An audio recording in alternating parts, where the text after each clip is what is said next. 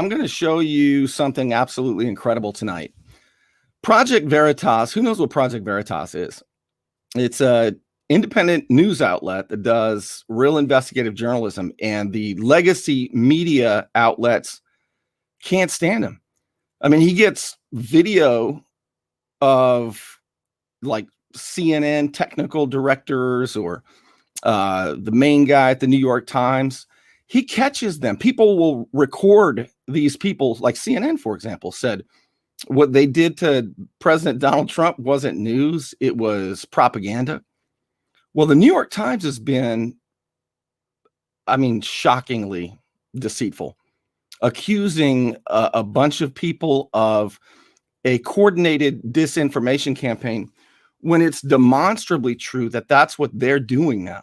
Now, I've told you before, the biggest difference, and it's not, you can't just say, you know, it's the liberal news media. You can't just say that anymore. You used to be able to 20 years ago, 15 years ago, maybe even 10 years ago. But really, you can't just say that anymore. And here's why. That was true, as I said, about a decade ago. But now, 90% of the news outlets are owned by 6 corporations.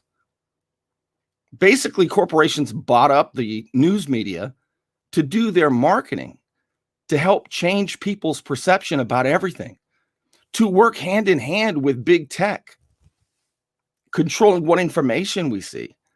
And then they point at the 10% of real news outlets and say, well, they don't have a blue check mark.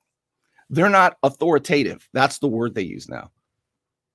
It is really incredible. And the New York Times isn't even in that 90%. They're not owned by one of those 6 corporations. By the way, Amazon's owner, Jeff Bezos, owns the Washington Post. They bought it in 2013. It's unbelievable what's happening. But Project Veritas sued the New York Times, and he has a good chance of winning this case. And you know, I'm familiar with defamation lawsuits. I've had 2 filed against me. Now I'm a public figure, and the person who sued me, both of them were public figures. It's very difficult to win a defamation case as a public figure because the standard is actual malice. Let me show you. What's crazy is this legal standard for defamation. In other words, if a public figure sues you and says that you damaged his or the entity's reputation, it's almost impossible for a public figure to win. And this is why. There was a Supreme Court case in 1964, and it's Sullivan versus the New York Times.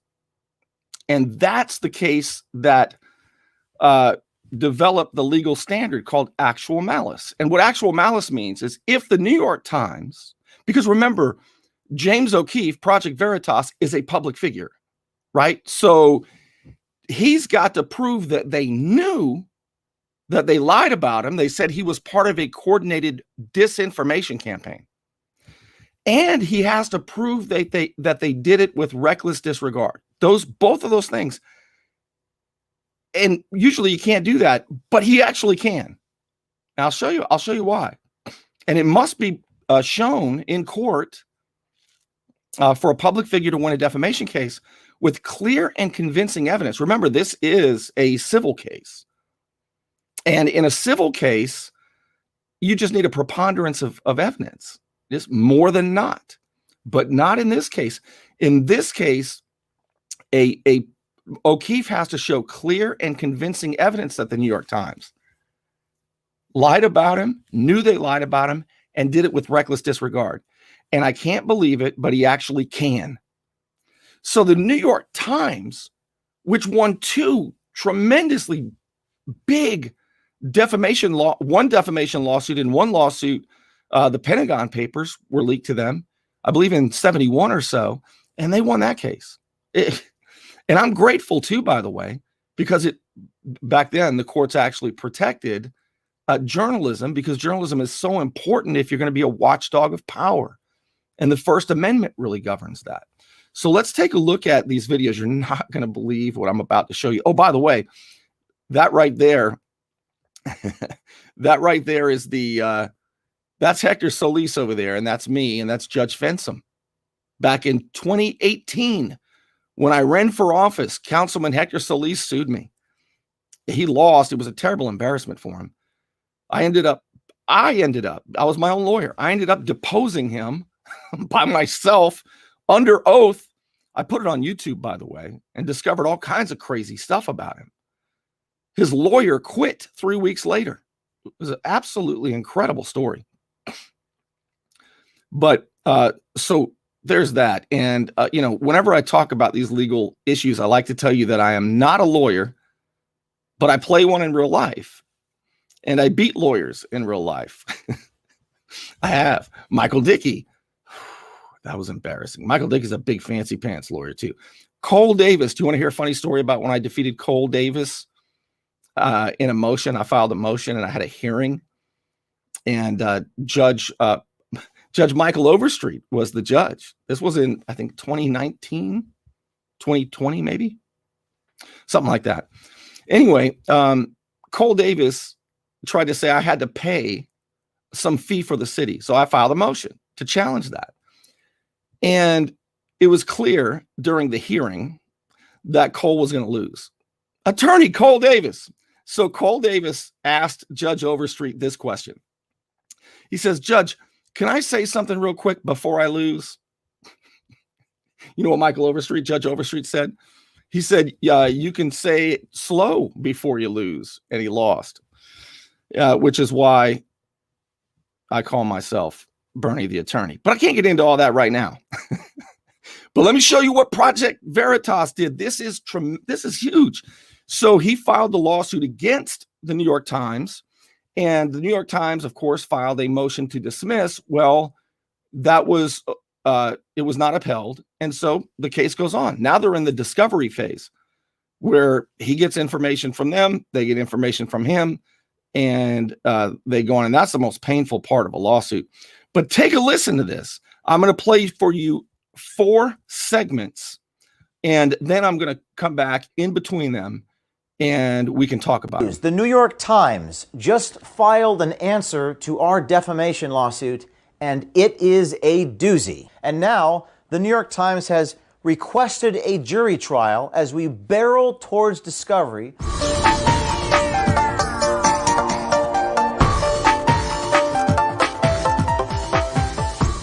You all know by now that Project Veritas has won on motion to dismiss against the New York Times for defamation. The New York Times printing an original article saying we are part of a coordinated disinformation campaign, that we were deceptive. The New York Times defense was that their statements there were, quote, unverifiable expressions of opinion. The judge in New York saying to the New York Times that they were the ones engaged in deception and disinformation, interjecting their opinion in an A section news article. Now the New York Times has to reply to all the allegations that we made in our complaint. The New York Times forced to answer our allegations in this answer filed in court just last week. The New York Times either had to admit the allegations, deny the allegations, or claim ignorance. Want to take a guess which one of those was a favorite of the New York Times? Ding, ding, ding! What do we have for her, Johnny? All throughout this answer, the New York Times keeps saying the New York Times lacks knowledge or information to form a belief as to the truth of the allegation. Over and over again throughout this answer to our allegations, they feigned ignorance no fewer than 40 times in their answer, claiming they, quote, lack knowledge and information. Can you believe this? So the biggest deal here is this was a story that was published in the news section of the New York Times, the former newspaper of record. Do you know in the 80s, the 70s, even in the 90s, how important the New York Times was, or how influential the New York Times was? I mean, basically the big 3 news outlets, whatever the New York Times was publishing, that drove news. That drove the Washington Post would copy it. The Chicago Tribune would copy it. You know, they would lead the news, and they pretty much reported news. I mean, I'm a student of journalism, and it was yeah, they had their bias, but it wasn't anything remotely like it looks today. So, I've had Mayor Mike Thomas and a few others say, Bernie, you're not a journalist. You're just a talk show host. You're not a journalist. Well, for those of you who don't know, I did study it. I do have a master's degree in journalism. And journalism is a big umbrella, right? What Mike Thomas was trying to say is, could you imagine me trying to tell him how to run a diner? He knows more about running a diner than I do. He tries to tell me about journalism. It's unbelievable. Journalism's a big umbrella. What he meant to say is you're not a straight news reporter, and he's right. But under the big umbrella of journalism, you have political cartoonists. You have political commentators. There's still ethics. There's still things that we have to do. You know what I tell you? If I say it, I show it to you. If I tell you that something's happening in City Hall, I show it to you. I don't just make it up. I don't just throw around accusations like the New York Times. So what they did is in their straight news section, they still do. They put opinions and lies all the time because they're the ones engaged in a coordinated disinformation campaign now. So here's the next part of this. This is unbelievable. Things as basic as, what did Liban Mohammed say in his Snapchat video? We had said in our lawsuit, Mr. Mohammed displayed a vast number of ballots littering his car's dashboard while boasting in Somali. Numbers don't lie. Numbers don't lie. Wajida gaarigaygu waa buuxaa. Waxaas waa absent ballot salka yaala. Soo ma jeedin.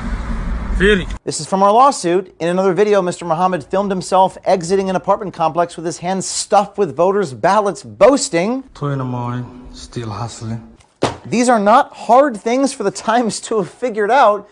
We didn't even film Liban Mohammed. He filmed himself, and one of our sources captured it. Turns out the New York Times simply, quote, lacks knowledge and information, unquote. Who'd have thunk it? The Times' own policy effectively requires New York Times reporters and journalists to reach out to subjects for comment, and the New York Times admits that they didn't do that. Quote, New York Times admits that Ms. Astor, her editors, and the New York Times did not reach out to Mr. Mohammed for comment. The New York Times, all you had to do was pick up the phone and call him, and Mohammed would have said, that was me, that was my Snapchat, and I recorded myself. But you didn't do that. And maybe you didn't do it because if you did do it, you'd have to publish that it was real. But what you put in your A-section news article, you said that we were, quote, making claims without evidence. You didn't even pick up the damn phone and make a phone call. And you call yourself journalists. The New York Times also admits that it didn't reach out to Mr. Jamal, who was one of our sources. Also happens to be one of the New York Times' sources, by the way. They selectively edited that out of their article. They didn't reach out to Mr. Alwood, who is a subject featured in our video. They didn't reach out to any of these people. The only people that the New York Times reached out to was those people who supported the narrative that they wanted to tell. How about that? So when Facebook would say, here you have a guy bragging about delivering a bunch of ballots, right? Project Veritas reports it. The New York Times says it's not true. Wait till you hear what they say later about it. So you had all the news outlets saying that there is no evidence. There's nothing like looking if you want to find something. You know what I mean? So they just said that he was lying, just making it up. And he's part of a coordinated misinformation campaign, disinformation campaign even. And so the USA Today would quote the New York Times. Facebook would quote the New York Times. The New York Times said it isn't so. So therefore, your post, there's no evidence, and we have to flag it and maybe even put you in Facebook jail. You see how big this is? Here, take a look at this part. Things tell. Right. And speaking of only reporting the narrative they wanted to tell, remember how the New York Times said that I was part of a, quote, coordinated disinformation campaign, at least in part because I embargoed the material with people who had a platform that could publicize these videos, people like Mike Lindell. I met with him. I shared with him an advanced copy of our journalism. The Times now admits that Maggie Astor, wait for it, Oh, she was given an embargoed copy of this election integrity report. The New York Times did the very thing they accused us of. If that's considered, quote, disinformation campaign or a coordinated disinformation campaign, then the New York Times would be engaging in a coordinated disinformation campaign by doing embargoed copies of things right before they're published. It's asinine. It's irrational. It's outrageous. It's defamation is what it is. Or as the prominent Canadian vlogger has stated, it's just plain old projection, Dean Baquet. Remember what we always say on this channel, hashtag confession through projection, because it looks like that is exactly what the New York Times did themselves. Now, you had seen that the New York Times defense in their motion to dismiss was the statements by Maggie Astor were, quote, unverifiable expressions of opinion, unquote. In this answer, the New York Times admits that Maggie Astor is, quote, not an opinion writer for the New York Times, and that Tiffany Shu is a news reporter, and that, quote, her article was published in the media news section of the Times, unquote, and not in any opinion section. Britt Hume, legendary journalist, tweeted this out the other day, quote, one of the remarkable things about this case is that not only did the New York Times acknowledge the reporters injected their opinions in a news story, they made that part of their defense. The staggering implications of the New York Times defense, that it was mere opinion what they were writing, when USA Today uses the New York Times as their fact-checking mechanism. Camille Caldera at USA Today, researchers claim video is part of a coordinated disinformation campaign based upon what people, quote, told the New York Times, and Facebook relies upon USA Today to send a notification to tens of millions of people saying that there was, quote, false information in the video. Do you understand how damaging this has been to Project Veritas and to the truth? What do you think a jury is going to do when presented with this evidence, Mr. Dean Baquet? Wow. He actually has proof. Now, you know, projection, we live in this time. Have you ever been in a toxic relationship, and not with anybody, maybe a coworker or a friend or a family member? And they always project. They always accuse you of doing what they're doing. We live in that era right now. They try to make us think we're crazy, but we're not crazy. It happens locally. If you follow my watchdog efforts, you know that. You know what I love about James O'Keefe as well? Aside from the fact that he's courageous and he's doing good things by exposing corruption and outright deceit, what I like about him is when you're in a lawsuit like that, right? If you have a lawyer, your lawyer, so James O'Keefe's lawyer, lawyers hate when you talk about the case while the case is going on, right? They don't want the judges to get upset. They don't want the jury to be tainted. There's a lot of things like that. But what I love about James O'Keefe is he doesn't give a damn. I'm sure his lawyers say, please don't do another one of those videos. I guarantee you he's going to do more videos, because at some point the truth will have its day, as long as people are brave enough to say it. You know, my dear friend Chris Ann Hall, she's, to me, the greatest constitutional scholar in America. She was fired 11 years ago today. She was a prosecutor. She was an attorney. And in her off hours, she would teach the Constitution. And her boss was a radical lefty, and he told her that she couldn't do that anymore. And she said, I'm going to. And he fired her. And she knew he would if she did. And she did. When there are more people like Chris Ann Hall, who is doing what she was put here to do, to protect the truth and teach the Constitution, consequences be damned. She wasn't asked to storm the beaches of Normandy. Some people have. All she was asked by her creator was to tell the truth, to teach, to don't let people hold you down. I'll say one more thing on this subject, and it applies locally, it applies to her, and that's this. If you ever want to know who has power over you, just look at who you're not allowed to criticize. That's who's dominating you. Some people allow it. Others say, up yours. And James O'Keefe is one of those guys. All right, I want to get back to, hey, by the way, locally, I've been getting a lot of information from some of you reaching out to me, because now you know that my sources are confidential. In those lawsuits, Councilman Hector Solis subpoenaed my sources. He wanted to know who they were.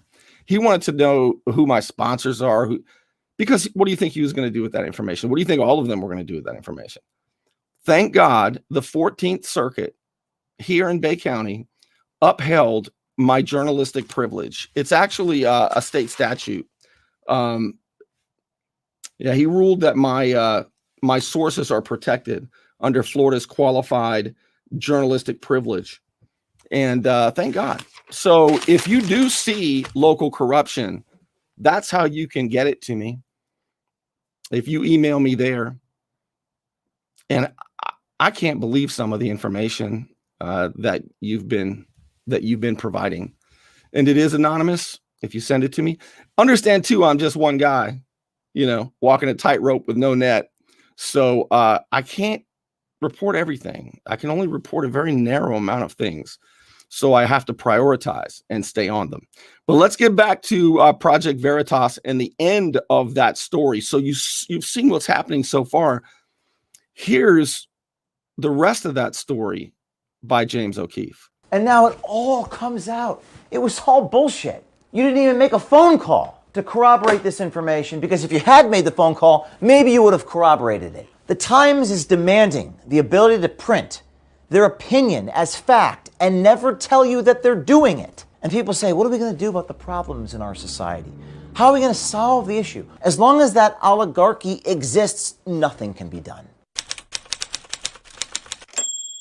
Now, the next extraordinary series of events in this New York Times answer under oath is the admission that, in fact, what Liban Mohammed did, all those ballots in his lap in the car, well, indeed, the law there, it was illegal, what was happening. So the New York Times, in their original article, wrote that the law that Liban Mohammed was violating, well, the New York Times reported as fact in their original article, the New York Times reported there was a temporary suspension on the ban, that it wasn't illegal what Liban Mohammed was doing. However, in 104, the New York Times admits that the district court, quote, ruled a delay on the enforcement of the law. So the New York Times is effectively admitting that it is illegal to have more than 3 ballots. So the New York Times, just here in our lawsuit, has already printed an update. They've already done a correction. I mean, the New York Times refused to correct the article, but they're correcting the article in our lawsuit. And they're still refusing to correct the article. They didn't call Liban Mohammed for comment, even though their ethics policy requires them to. They doubled down, saying that all this stuff might be false, but it's just our opinion. They claim that we were coordinated disinformation, but apparently engaged in coordinated disinformation because they did the thing they accused us of doing, namely embargoing material and receiving advanced copy material with their friends who are opining about us. They had a pull quote in that print article saying that we presented no evidence of any illegal voter fraud, but when under oath, they admit that it was in fact illegal to harvest more than 3 ballots. And I go back to the most egregious thing of them all, which is that Facebook.com sent a notification to tens of millions of people, perhaps. We don't know the exact number. All those tech companies rely upon the New York Times. And what does the New York Times say? Well, could be false. It was just our opinion. Dean Baquet, I will depose you under oath. Do you understand that I had Somali American people, and heroes are in short supply these days, who are risking their lives to give us that recording of Liban that he recorded on his Snapchat? Do you understand what it is like to have tens of millions of people getting notifications, calling you fake, saying your videos are false, and you defend yourself with this garbage? You ought to be ashamed of yourself. You're lucky that there aren't thousands more people suing you for defamation for what you've done. And you better get prepared for a jury trial, my friend, because there is no amount of money that you could give me to make me settle this case.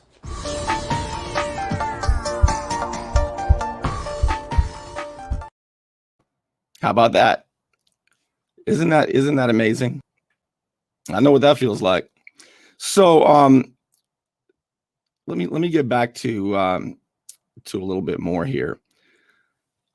So if you do know of political corruption, I hope that you will share it with me. And I really appreciate your comments. I can see your comments. And Randy, this means a lot to me. Thank you. The reason I can do this, is because I don't work for any local news outlets. I work for you. If you do want to support my efforts, this is one way to do it right here through Patreon. You can become a patron and do it that way. All right, I'm going to wrap it up for tonight. I have lots of stuff. There's lots of stuff that's going to be happening here in Bay County soon. I cannot wait to tell you about it. It's unbelievable. It is absolutely incredible how much. It is absolutely incredible how much people don't give a damn about public trust,